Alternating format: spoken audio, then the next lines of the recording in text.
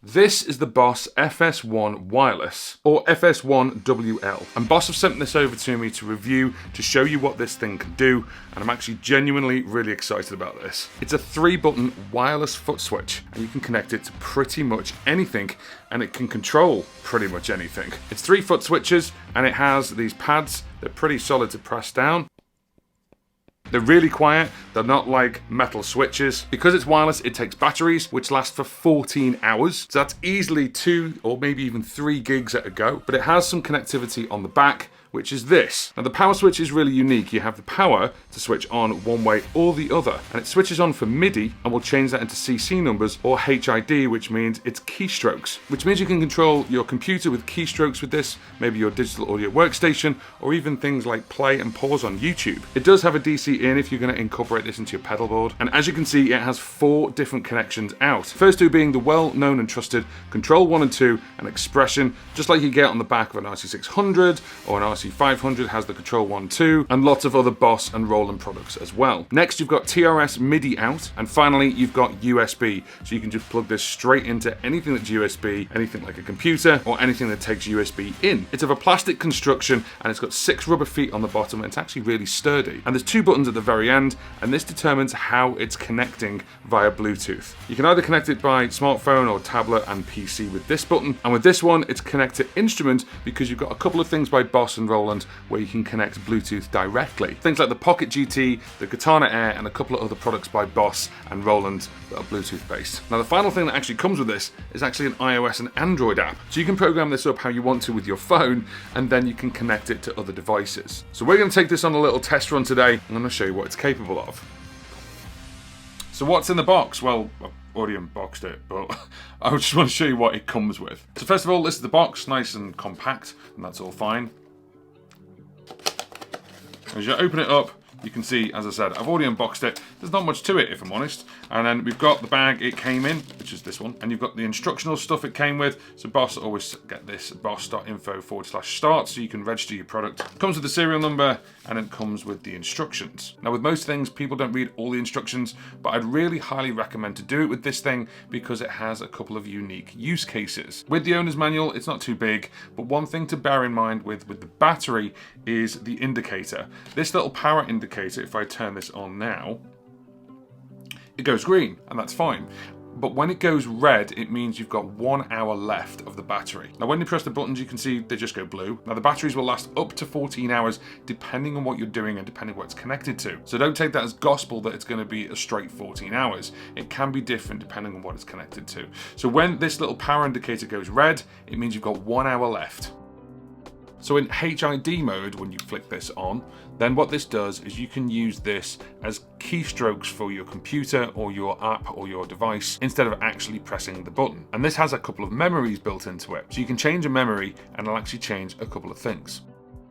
The first one is the default as it is right now, and it's actually set up for page turning. So recommended app for this is a sheet music app. So left is go back, center is go forward, and right is home. Controls 1 and 2 are actually up and down.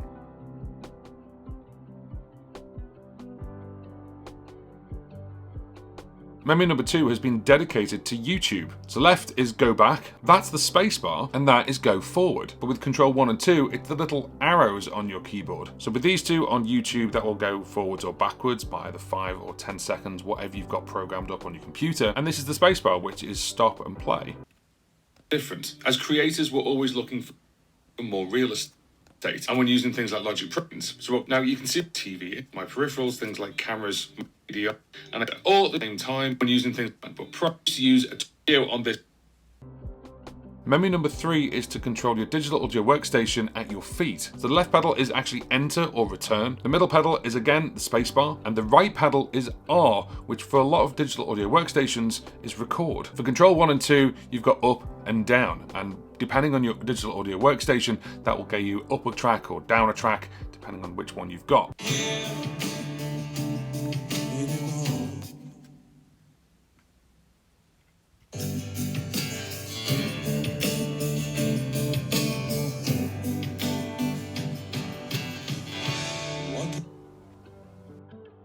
Now, how do you get these different memories? What you need to do is you need to switch the device off and hold down the button while switching it on to HID mode. So memory number 1 is here. If you hold that down, it'll put it into that default. Memory number 2, and then memory number 3. Remember, hold the pedal down and then switch it to HID mode, and then that's it, you're done. Of course, connecting this to a computer is incredibly simple. Just go to the Bluetooth settings on your computer, make sure this is in HID mode, and then just press the same button, smartphone stroke PC, and of course that will also work for a Mac or any device which is iPhone or Android, it doesn't matter. The instrument button is exactly that, it connects to instruments. So if you want to connect to an instrument that's already got Bluetooth built in, then you can do that.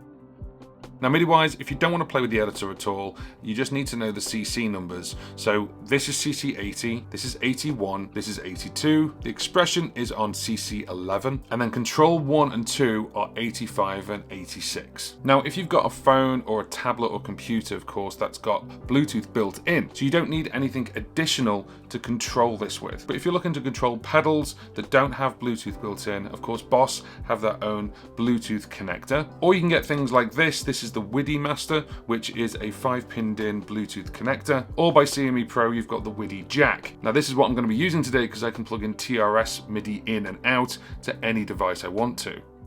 So what do I think of this? Well, it's amazing. Now Boss did send me this for review, and if you do want to grab one and pick one up, the price of this is £109. Now you can pick the FS7 pedal up for around about £60, £59 in the UK, so it is obviously way more expensive in that respect. But this thing is compatible with so many more things. Being able to control your computer, maybe control your DAW, control YouTube if you're doing YouTube learning, and then of course you control things like iPads if you're doing a page turner, or if you've got a Bluetooth adapter like the Midi jack or Boss's own version as well, then of course you can control musical equipment. They really have thought about the connections on this, and I think Boss have taken their time to figure out what people are using and how you use it. This power option to change between MIDI and HID is a fantastic option because it changes the functionality of the pedal, but it makes it more usable. But still, having the traditional physical connections as well means you can even expand this. I could plug in another pedal into this and we could control even more things. So things like having an FS5, 6 or 7,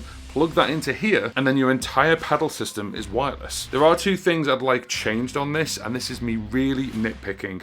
First of all, AAA batteries. Now it uses alkaline AAA batteries, and of course they last for 14 hours, and they go in long ways as opposed to side by side. What I'd actually like to see Boss do with anything that is battery based is actually have a rechargeable battery pack. That way when you plug the DC in, it would actually charge the battery. You could still remove it, say it goes dead or it runs out or it gets old. You could just buy a new one and then put it in. Of course you could use rechargeable AAA batteries, but just be aware of the voltage difference between rechargeable batteries and normal batteries. And the second thing is one connection on the back I would just like changed, and that's USB-B. The whole world uses different USBs, I get that, and that's fine. Even on the RC600, it's USB-B as well, but what I'd really like to see on this and the RC600 is USB Type-C. That way I wouldn't have to buy connectors or adapters, I could just use a C2C cable to plug into my computer. Same with this, I could just plug this into the computer with a C2C cable. But with those two things, I am nitpicking. Now if you do want to pick one of these up, you can now go to my Throne store page and you can actually find that there. Along with every other product I've ever reviewed, it's one link and shows you them all. I'd like to thank Boss for sending this out to me, and this is something that's going to come in really, really handy